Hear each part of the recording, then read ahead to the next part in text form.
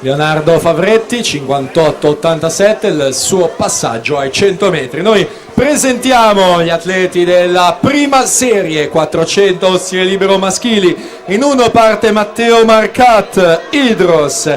In corsia numero 2 lo ritroviamo dopo i 400 misti, atleta che ha vinto 3 medaglie internazionali tra Come 2012, Euro Junior 13 e 14. Francesco Peron, nuotatori trentini. In corsia 3 parte Simone Mazza, notto di nuoto 74. Lane 4 representing Egypt.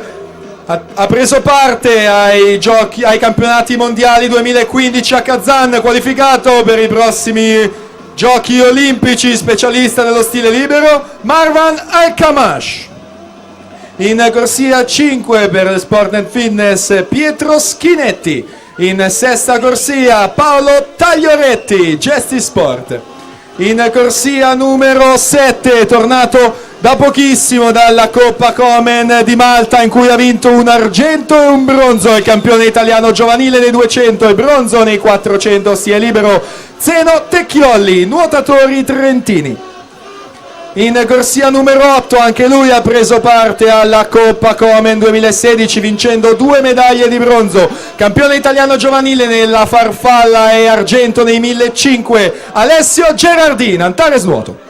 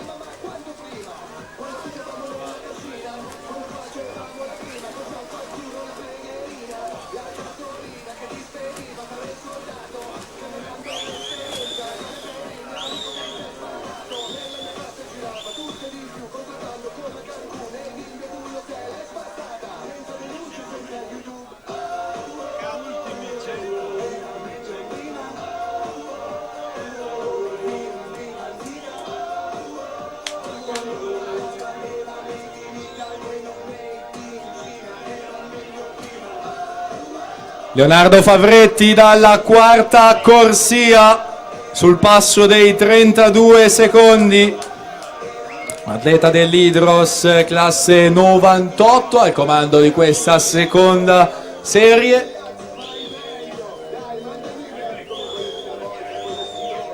Siamo ormai alle ultime bracciate di questa seconda serie 400 stile libero maschili. Leonardo Favretti se la giudica, vediamo il suo responso cronometrico. 4:12:04 Davide Bizzotto in seconda posizione, 4:13:46. Alla partenza abbiamo la prima serie già presentata.